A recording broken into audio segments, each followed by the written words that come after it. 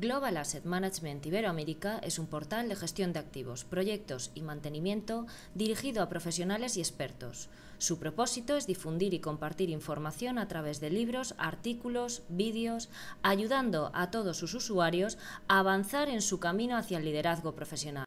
Regístrate gratis en www.globalassetmanagement-amp.com y disfruta de todas las ventajas. Soy José Manuel Enríquez. Dentro de mi labor profesional, dentro del grupo cooperativo Cajamar, destaca la evaluación de proyectos de inversión. Soy responsable de negocio agroalimentario para la dirección territorial y colaboro desde el año 2008 en el área de negocios de PMM. Entre mi principal formación destaca un máster en entidades de créditos y de seguros. Soy licenciado por la Universidad de Valencia en Administración y Dirección de Empresas y recientemente he finalizado un máster en Economía Social, en la especialidad de cooperativas.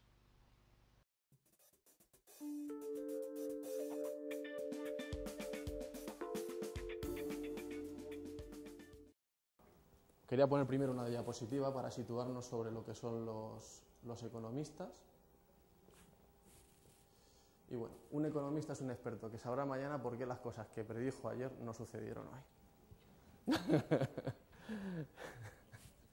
Eso lo dijo el pedagogo Peter, ¿no? Y a lo que comentabais el otro día de asignar puestos y que, bueno, podéis tener buenos técnicos, buenos planificadores, pues también dice que en una jerarquía todo empleado tiende a extender hasta su nivel de incompetencia, con lo cual muchos de nuestros jefes son lo que son. No voy a entrar a más, simplemente dejaros ese recado. Entonces, bueno, sabiendo lo que somos y dónde estamos, el economista trata de intuir, de ver cuál van a ser la evolución de los diferentes componentes de la economía. Pero estaba el otro día en Luigi, que me invitó a dar una clase a los alumnos de un máster que eran así un poco, como digamos, rebeldes, que no acababan de ver la utilidad, que no les acababan de hacer ver la realidad. Y yo le dije, vamos a hacer un ejercicio de economía. Digo, por favor, levantar la mano, digo, todos los que tenéis pensado el año que viene compraros un coche. ¿Cuántos había, Luigi? 40 alumnos. Ninguno levantó la mano. Digo, ¿cuántos pensáis el año que viene compraros una casa? ¿Cuántos levantaron la mano? Ninguno. Digo, pues ya sabéis cómo está la economía. Jodida. Aquí podemos hacer el mismo ejercicio. ¿Cuántos pensáis compraros coche este año o el que viene? Por favor, levantar la mano. Ser sinceros. Por aquí por lo menos ya uno. ¿Y casa? O dos. ¿Casa? ¿O cambiar de casa? Por ahí alguno, otro. Otro allá al fondo. Bueno, veo que tenéis un poquito de vergüenza, pero bueno. Entonces, cambia mucho el panorama. Allí, bueno, la gente echaba la cabeza abajo, se miraba, hacía así, se rascaba, se iba para allá. Entonces, bueno. Ahora os voy a poner un pequeño vídeo para intentar que entréis un poquito en calor, para que veáis la situación económica de dónde viene y a dónde va. ¿Podemos subir el volumen un poquito?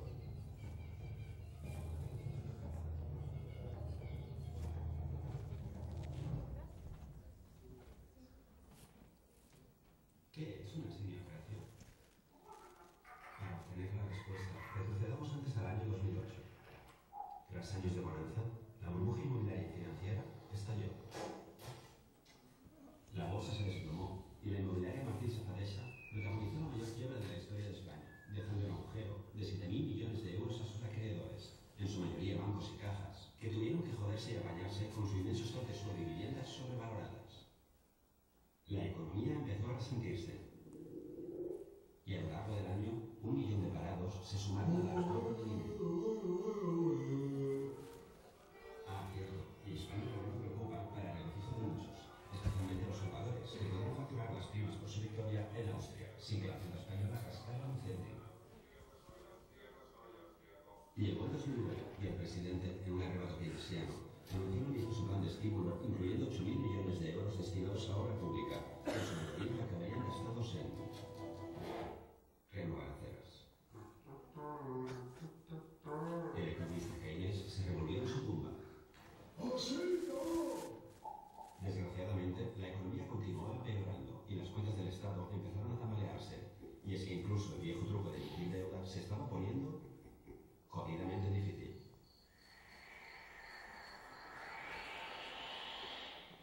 colmo, nuestra prima de riesgo se disparó.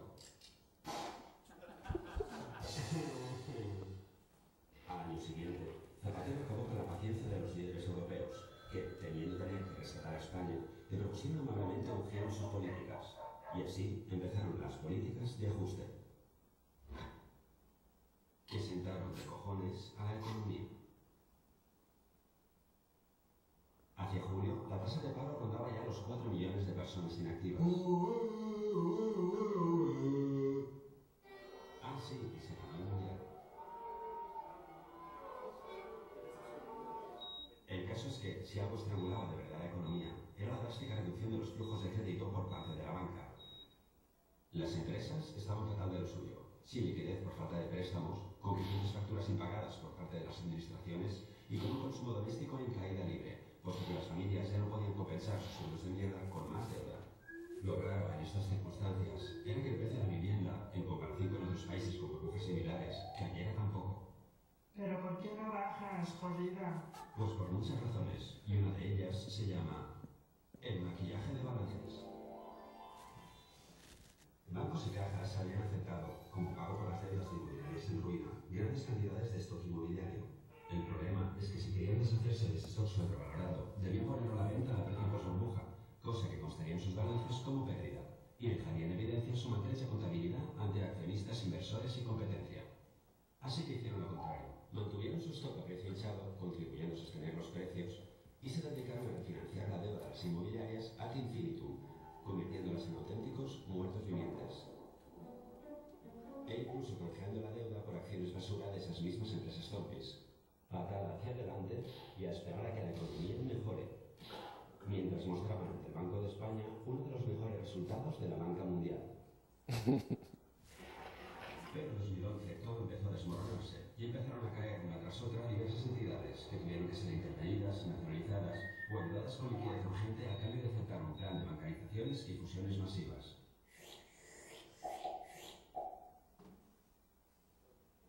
Que conllevaron una reducción de plantilla, pero paradójicamente mantuvieron las cúpulas directivas por duplicado o triplicado.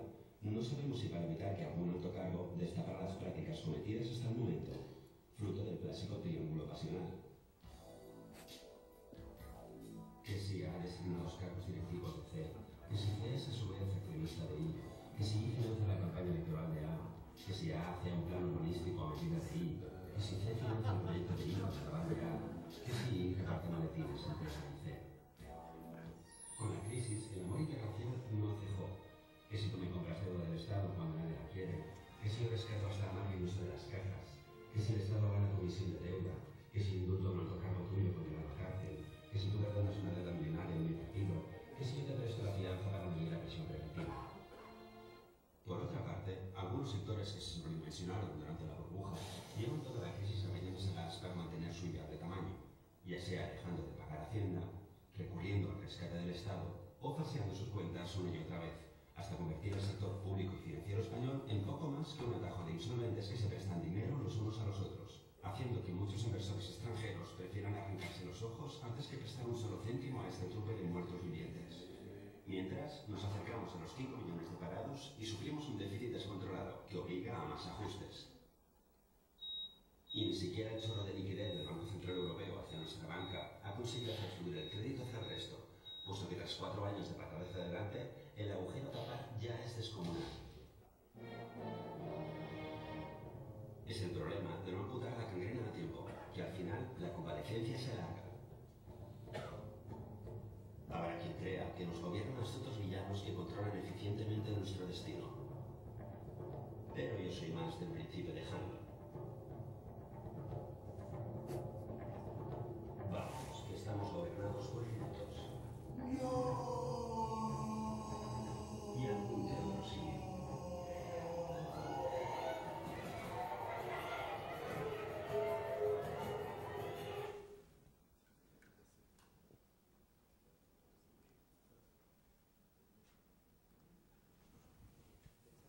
Bueno, espero que en 5 minutos que dura el vídeo os haya colocado un poco en la situación actual en la que estamos atravesando. pues bueno, las malas prácticas, ¿no?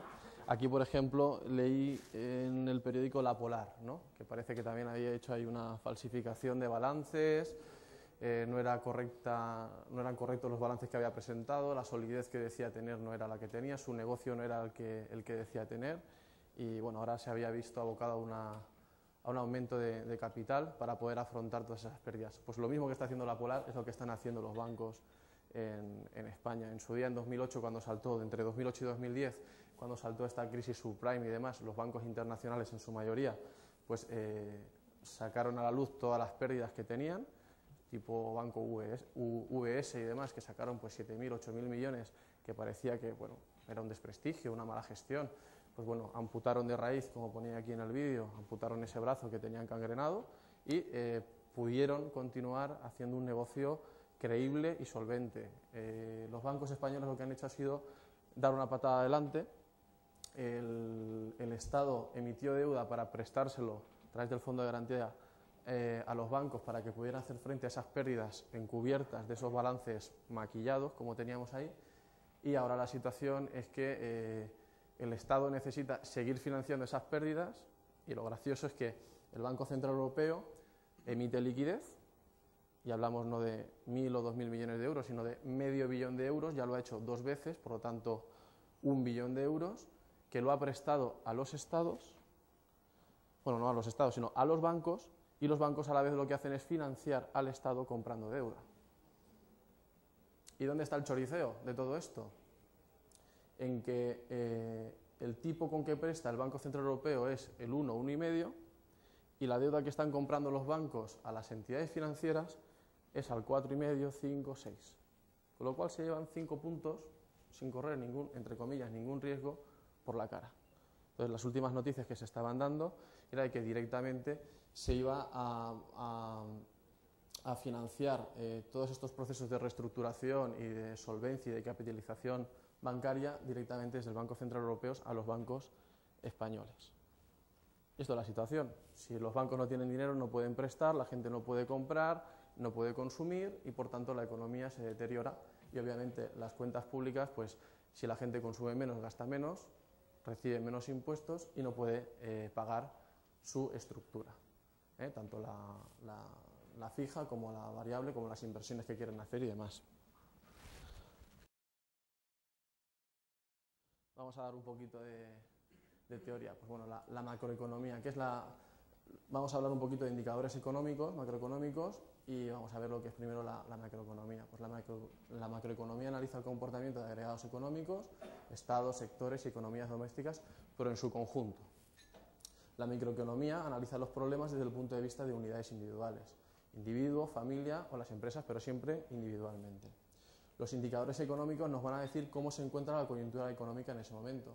A nivel macro, pues tendríamos el PIB, la inflación, el desempleo, y a nivel micro, la oferta y la demanda, la elasticidad de la demanda y de la oferta, la empresa y su producción, los costes de producción, estructuras de mercado. Indicadores económicos, pues tenemos 3 tipos de indicadores. Los avanzados, cuya información sirven para determinar el comportamiento futuro del ciclo económico, los coincidentes, que se publican en el mismo momento del ciclo económico, como puede ser el PIB, el paro, la balanza comercial, las ventas, y los indicadores retardados. La publicación, cuando se calcula, pues obviamente es después del ciclo económico, como puede ser el IPC, el índice de precio de producción industrial, los beneficios empresariales y los tipos de interés. Los indicadores avanzados pues pueden ser de producción o de oferta, o indicadores avanzados de consumo o demanda. Los más relevantes a nivel mundial son 3, el ISM de Estados Unidos, el IFO de Alemania y el Tankan de Japón. Realmente, ¿qué es lo que se hace? En el ISM, por ejemplo, en Estados Unidos, se pasan unas encuestas a los jefes de compra de las 250 mayores empresas y no se les dice, oye, ¿cuánto vais a comprar? Y hazme una evaluación, sino simplemente, si en resumen van a comprar más o menos que lo que venían haciendo anteriormente. Si, digamos, el resumen, ¿no?, la media de todas estas encuestas pues supera los 50 puntos, pues la senda es alcista, ¿no? En 2010, que hubo un atisbo de recuperación, pues estaba en 55,5 puntos. Se suponía que la senda era alcista. El IFO se hace sobre las 10.000, los jefes de compra de las 10.000 principales empresas, y si superaba los 100 puntos, también se suponía que la senda era alcista. Aquí en 2009 pues empezaba a haber también atisbos de recuperación. Y el Tankan, que son las 10.000 principales empresas de Japón, que lo calcula el Banco de Japón, pues también llegó en un momento aquí que se quedó en inflexión, en el punto cero. Simplemente lo que nos vienen a decir es las previsiones de compra desde el punto de vista de la oferta de los productores. Ayer salió también en el periódico que se había hecho un análisis de los indicadores de confianza empresarial, y aquí medís pues, agrícola, financiera, producción industrial, construcción y comercio, y habían dado todos negativos menos construcción y comercio, con lo cual lo que se prevé es que vuestros indicadores avanzados para Chile nos están diciendo que bueno, se mantiene solvente la parte de crecimiento económico por parte de la construcción y de comercio interno, es decir, de consumo interno, que es un buen síntoma, es decir, que solo necesitáis vuestra propia economía para seguir creciendo, ya que vi que el PIB pues, también crecía en torno al 5% y que estáis teniendo una crisis relajada, pues claro, ahora veremos el porqué. Bueno, vamos a ver, vamos a poner un poquito de teoría. ¿Qué es el PIB? Que muchas veces pues, oímos el PIB, pero ¿qué compone el PIB?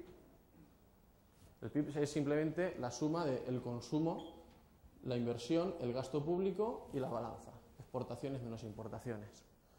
Si hacemos más importaciones que importaciones, obviamente pues estaremos añadiendo valor al PIB. El desempleo, población parada sobre población activa, la balanza de pagos, los tipos de cambio, el nivel de relación económica que hay y la seguridad entre dos economías, la inflación, el incremento del coste de la vida y los tipos de interés. El control de... Siempre los bancos centrales pues intentan que haya una tasa adecuada, que no se sobreestimule la economía para no incrementar la inflación. Ahora veremos también esas relaciones que existen entre todos los indicadores. El objetivo de toda economía es el crecimiento económico. Obviamente todos los indicadores, como hemos visto antes, pues están relacionados. Si uno tiene síntomas de debilidad, pues se transmite a los demás. Hay dos tipos de crecimiento. Entonces, si tenemos aquí el crecimiento de la economía, pues para que haya un crecimiento tiene que haber empresas que produzcan y vendan con facilidad. Y para ello tiene que haber consumidores que puedan comprar, es decir, que tengan poder adquisitivo. Si la inflación se dispara, como puede ser, lo tenemos por aquí, ¿no? Si la inflación se dispara, obviamente van a tener menos poder adquisitivo, van a poder comprar menos. Y esto va a perjudicar el crecimiento, tanto interno como externo, de nuestra economía. ¿Qué ocurre? Si esto se da, que hay empresas que producen y consumidores que pueden comprar, pues habrá unos beneficios empresariales que se podrá repartir entre los accionistas. Si estos ven que van a poder conseguir más dinero con ese beneficio, lo volverán a reinvertir en inversión y se conseguirá aumentar el PIB. Por otro lado, si la gente tiene dinero, las empresas producen más y se va creando empleo de estas empresas porque se reinvierte, pues obviamente descenderá el empleo, se aumentará el consumo y volveremos a seguir incrementando lo que es el PIB. Por contra, pues también tendremos que cuanto más dinero tenemos, también nos gusta más comprar cosas de fuera. Entonces también importaremos bienes de fuera. Entonces nuestra balanza de pago lo que tenemos que hacer es siempre intentar ser competitivos y poder vender fuera productos que hagamos aquí para mantener la solvencia de nuestra economía. El tipo de cambio va a medir la relación económica que existe entre dos economías, la necesidad de... Si aquí, por ejemplo, exportáis cobre, como venía en la noticia de ayer, pues parece que la incertidumbre económica se está disipando, parece que se va a arreglar y va a empezar a funcionar a nivel mundial mejor la economía, pues automáticamente, como veis, las expectativas han cambiado, el cobre ha iniciado el alza, ha cambiado un poquito la tendencia y automáticamente el dólar también ha bajado la cotización respecto del peso, porque se supone que va a haber una relación más directa y los americanos, o el dólar, van a necesitar pesos para poder comprar a esta economía el cobre y entonces se está apreciando por esa necesidad de pesos. Bueno, veis un poquito toda la relación de estos indicadores. La idea, pues igual que en vuestras empresas buscáis una producción sostenible en el tiempo, alargar la vida de los activos, en economía es exactamente igual. Lo que se trata es de buscar una senda alcista y sostenible, sin esos ciclos económicos tan incómodos. A veces se logra, la mayoría de las ocasiones no se logra. Entonces tiene que haber un equilibrio, como vemos aquí al malabarista, entre tipo de cambio, balanza de pago, desempleo, inflación, Producto Interior Bruto y tipo de interés. No hay una varita mágica, no es si bajo los tipos de interés automáticamente la gente va a acceder al crédito, va a consumir más y voy a poder invertir más en las empresas porque les están demandando más producto los consumidores. Hay que tener un equilibrio. Si hacemos eso también podemos incurrir en que los empresarios quieran ganar más, aumenten los precios y por tanto suba la inflación y otra vez estaríamos en las mismas. Hay que buscar un equilibrio. La situación ideal es buscar el crecimiento económico. La inflación en sí no es mala, siempre que sea controlada y previsible, unos tipos de interés y de cambio estables, un equilibrio en balanza de pagos y un paro friccional, es decir, solo aquel que está en paro porque está buscando un trabajo mejor. Con esto tenemos un marco estable, con las mínimas incertidumbres, una mayor disposición a invertir y un mayor crecimiento económico. Es decir, contra menos incertidumbres tengamos en una economía, más dispuestos vamos a estar a invertir. Si vosotros tenéis un trabajo en una empresa solvente, estable, tenéis un contrato indefinido, un salario fijo relativamente alto, pues obviamente vais a estar dispuestos a invertir. Vais a comprar un coche, vais a comprar una casa, vais a comprar más ropa y eso va a hacer que la economía crezca. Pues en la economía en su conjunto es exactamente igual. Podemos diferenciar diferentes marcos económicos. Los supuestamente desarrollados, como pueden ser Estados Unidos, la Unión Europea, Japón, Australia. Los emergentes, Brasil, Rusia, Japón, China, India y el resto en vías de desarrollo. Bueno, también Latinoamérica también estaría dentro de estos emergentes. ¿Qué ocurre? A más desarrollo se supone que hay menos desequilibrio, se supone, y menos incertidumbres. En países menos desarrollados habrá más desequilibrios y más incertidumbres.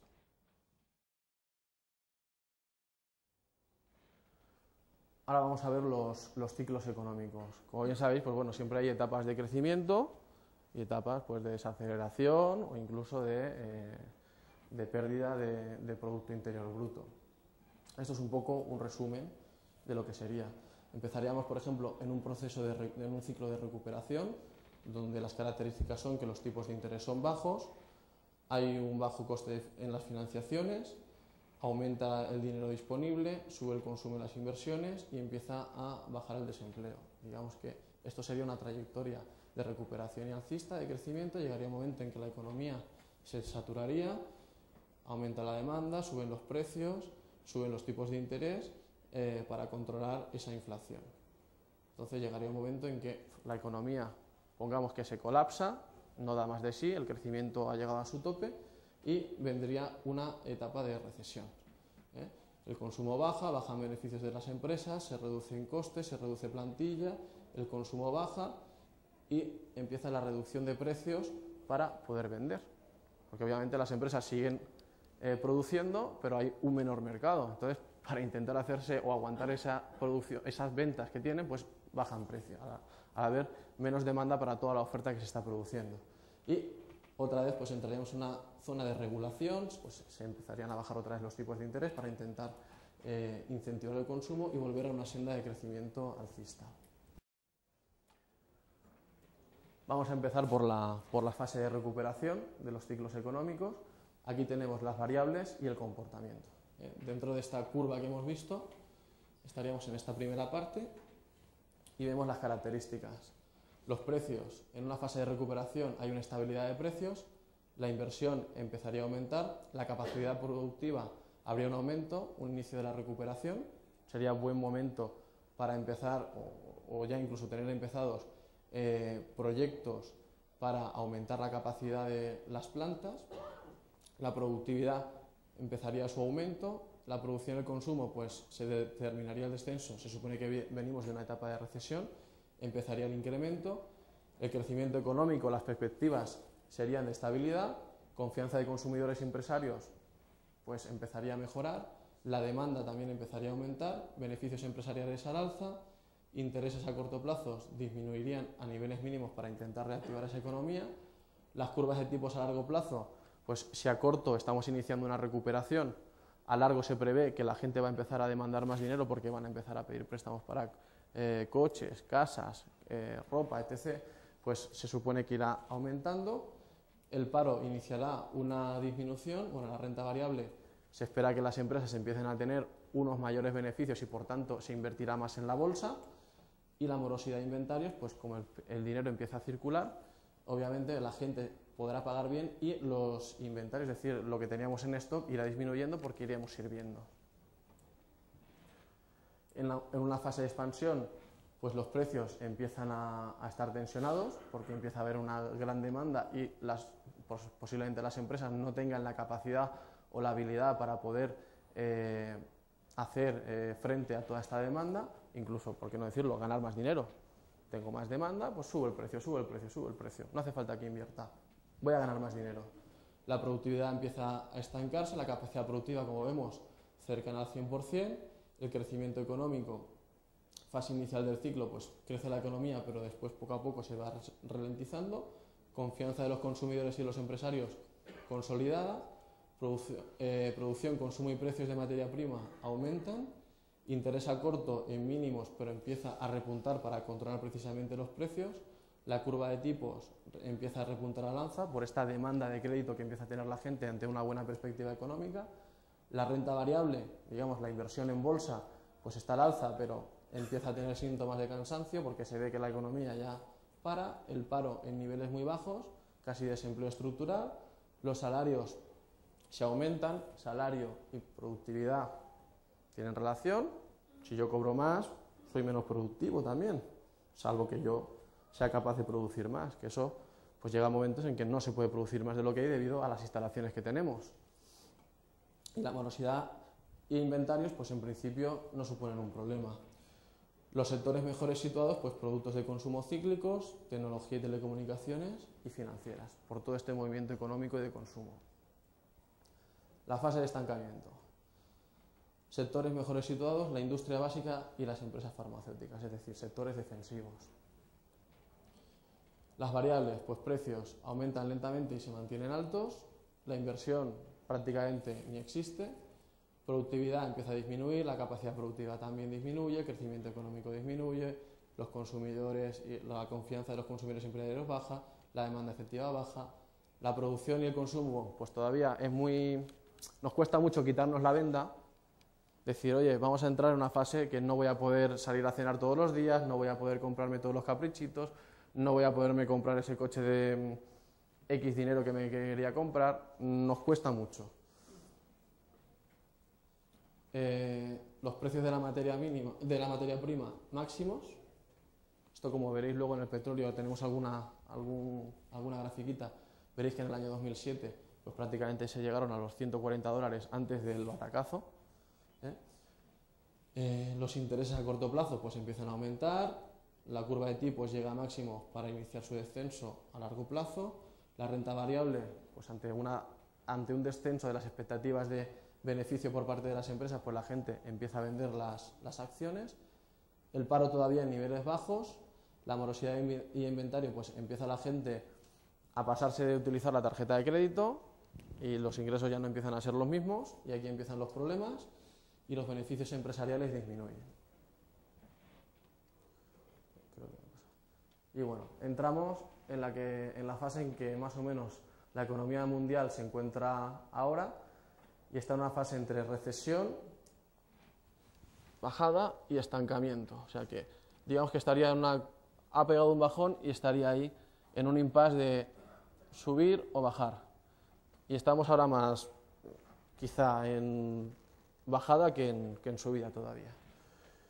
Los precios, pues por lo menos yo, en una economía muy afectada por la crisis, han bajado, pero a niveles, en todas las partes de la economía ha bajado, tanto en calzado, ropa, comercios de toda la vida, como puede ser el Corte Inglés, que son grandes centros comerciales como aquí Falabella, que en la vida habían hecho promociones ni habían hecho descuentos, están haciéndolos porque les ha caído la actividad una barbaridad. La productividad está en el momento más bajo, la capacidad productiva disminuye, crecimiento económico bajo o incluso se ha entrado en recesión. Cuando 2 o 3 trimestres en una economía el PIB es negativo, se dice que se ha entrado en recesión. La producción y el consumo, pues la gente al tener unas menores perspectivas de ingresos, incluso que su pareja o sus familiares se puedan quedar en el paro, empieza a ahorrar y deja de consumir tanto. Los precios de la materia prima, al disminuir la demanda, pues también bajan, los intereses disminuyen para intentar reactivar la economía, curva de tipos en descenso, la renta variable pues empieza a sacar ese dinero porque también hace falta para poder pagar de las inversiones que se habían hecho en la bolsa, el paro en aumento, morosidad de inventarios en acumulación y los beneficios empresariales disminuyen. No existe la inversión.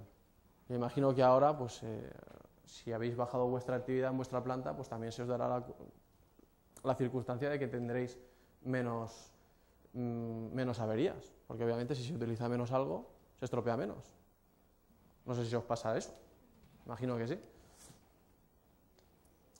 El resumen de las fases. Pues bueno, en la fase de recuperación, esto es para que tengáis 3 o 4 datos de cada una de las fases.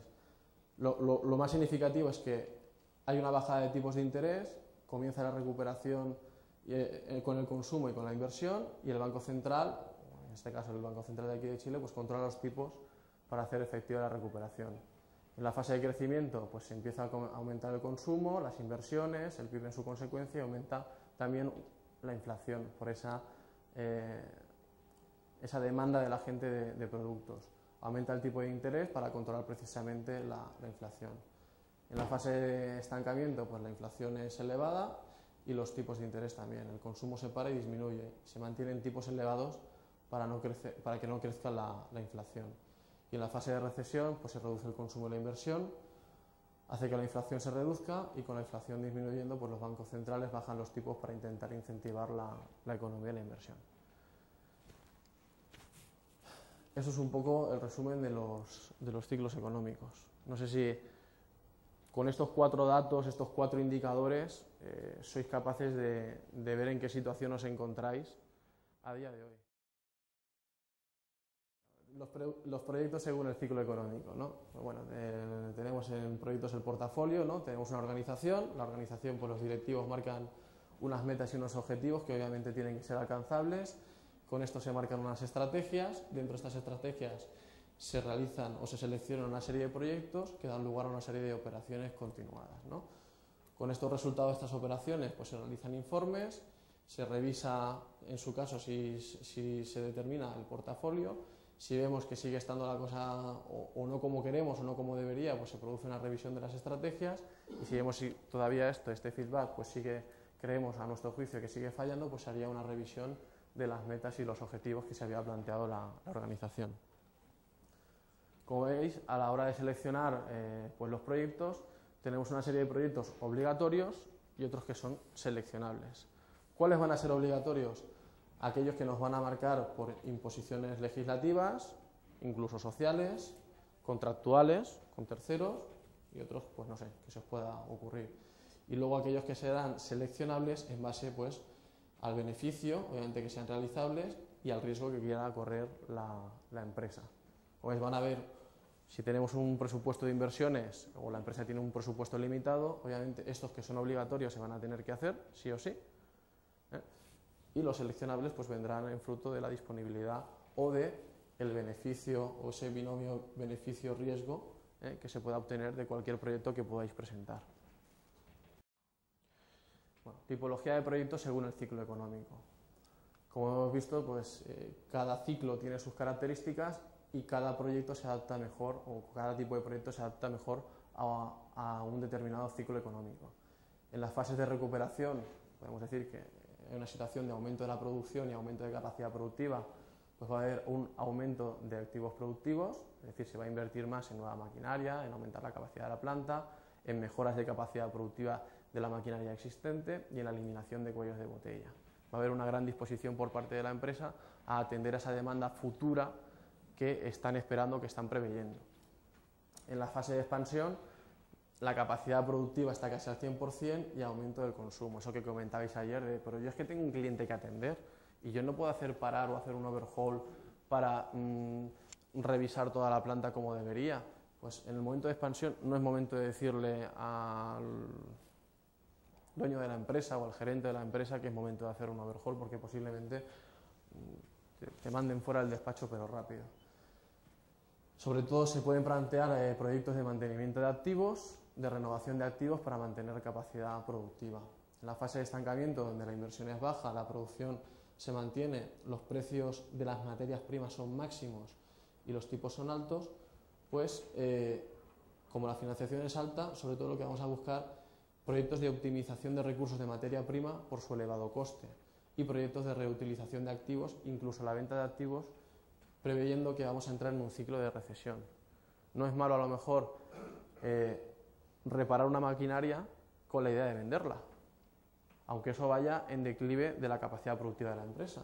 Pues ya estamos viendo que en una fase de estancamiento lo que nos va a venir casi seguro es una fase de recesión. Por ejemplo, en España, quien supo verlo con antelación, toda la maquinaria que se estaba utilizando para la construcción se vendía a Marruecos. Quien lo hizo en el año 2008 ganó mucho dinero y encima obtuvo liquidez para afrontar estos años de crisis. Quien no lo quiso ver, no se quiso quitar la venda de los ojos, pues se quedó con su maquinaria, que encima ha perdido todo el valor porque ya no hay nadie, se ha quedado obsoleta de no utilizarla, tampoco tienen dinero para poder mantenerla y tampoco tienen dinero para poder viajar a venderla. Ni siquiera pueden hacer eso. Si hubiéramos sido previsores, si hubiéramos leído los indicadores, si hubiéramos visto que haciendo una pequeña inversión hubiéramos podido vender esta maquinaria de segunda mano a otros terceros países, lo hubiéramos hecho. Tengo un familiar que hacía instalaciones de maquinaria que se llevaban por ejemplo, de Zaragoza a Marruecos. Maquinaria obsoleta que nosotros por productividad no la queremos, se llevaba a Marruecos, que allí todavía con sus peculiares costes, ¿no?, de mano de obra, de infraestructura, de alquileres y demás, pues todavía eran productivas para esa economía.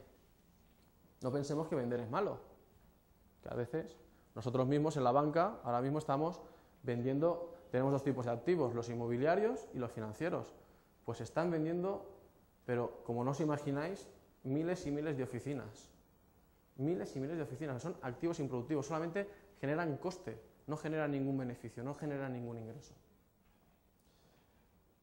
En la recesión pues hay un bajo consumo, baja productividad y descenso de la productividad. Un referente para saber si la inflación está bien es que nuestro PIB sea mayor que el nivel de inflación. En vuestro caso pues es un 4,8 sobre creo que es un 3,8 la inflación. Siempre que el PIB esté por encima de la inflación, relativizando mucho, es un buen indicador, es que se va por la buena línea. Aquí, como vemos, las perspectivas que hay para 2012 y 2013 es de mantenerse en no llega a un 4%, como estamos hablando, y respecto a otras economías emergentes sí que es verdad que tenéis la tendencia de la inflación un poquito más alta que como pueden ser los países emergentes sin China e incluso la propia China. Haría falta un poquito más de competencia para controlar la inflación.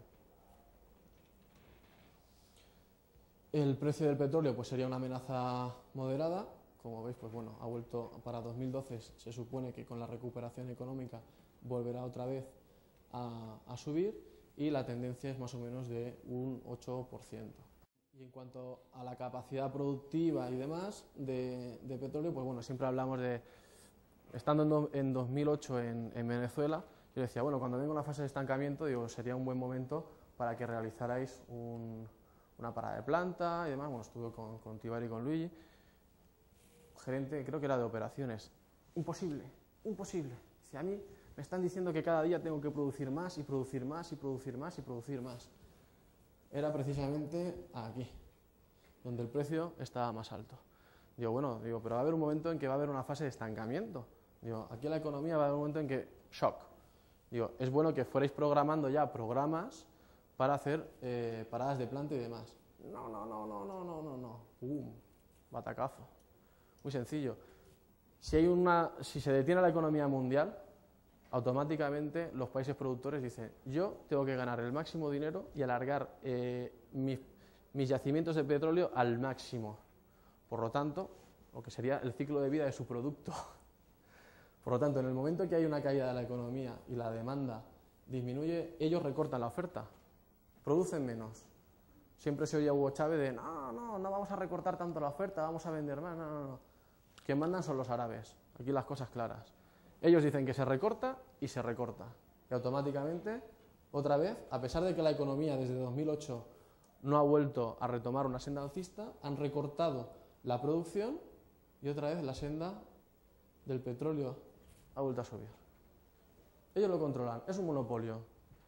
Y ellos siempre van limando hasta el último céntimo para intentar que su precio sea al máximo. Intentan no perjudicar a la economía, pero su precio tampoco. Ya está casi a niveles de antes de la crisis.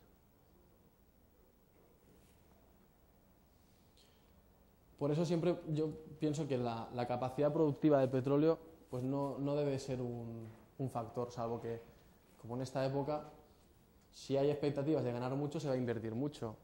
Y si el precio baja, automáticamente recortan la oferta y vuelve a subir el precio.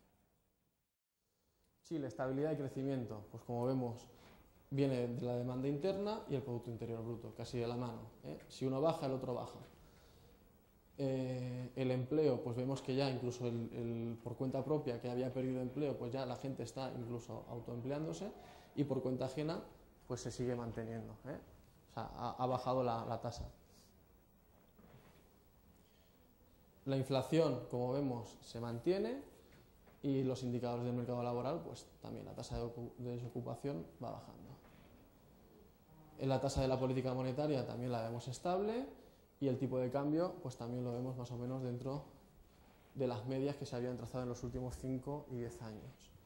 Lo que es el saldo fiscal, el déficit público, pues como vemos incluso es negativo, tiene saldo positivo, gasta menos de lo que ingresa, y los activos y pasivos del sector público los activos son muy superiores a los pasivos, con lo cual en un momento dado, incluso para estimular la economía, podría inyectar de los propios ahorros que tiene el Estado para realizar inversiones, ese gasto público que veíamos del PIB, para intentar estimular la economía. Aquí tenemos un resumen de los indicadores y de las proyecciones que se estiman para 2012 y 2013.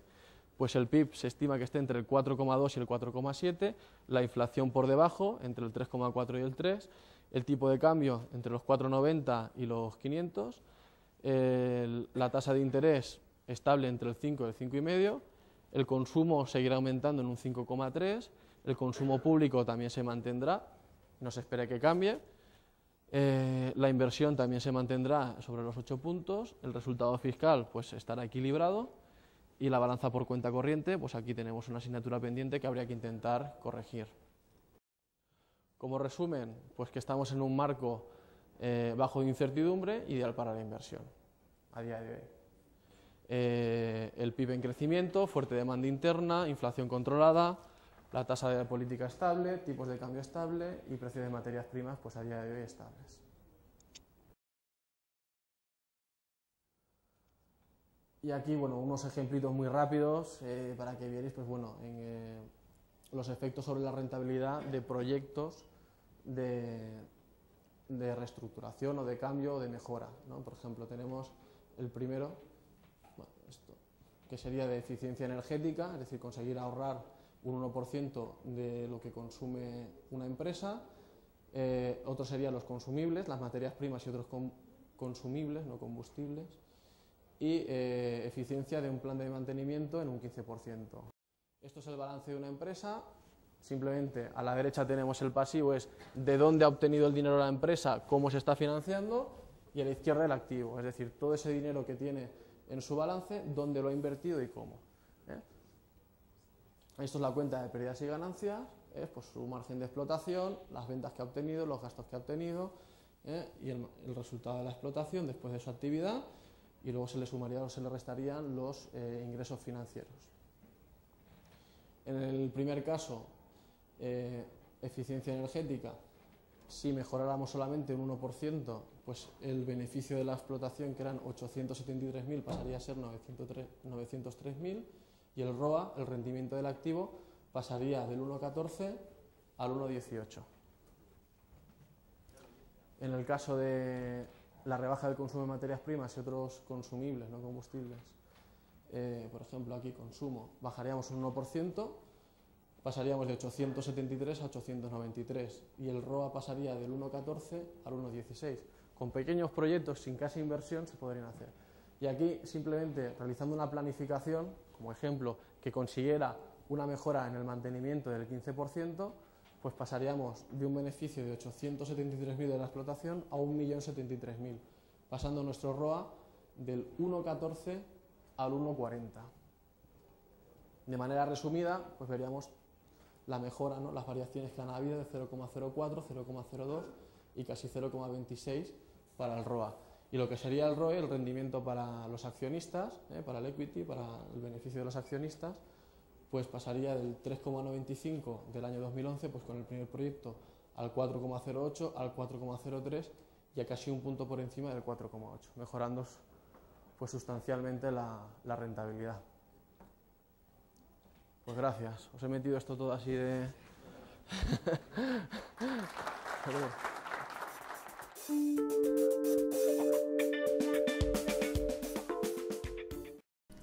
Global Asset Management Iberoamérica es un portal de gestión de activos, proyectos y mantenimiento dirigido a profesionales y expertos. Su propósito es difundir y compartir información a través de libros, artículos, vídeos, ayudando a todos sus usuarios a avanzar en su camino hacia el liderazgo profesional. Regístrate gratis en www.globalassetmanagement-amp.com y disfruta de todas las ventajas.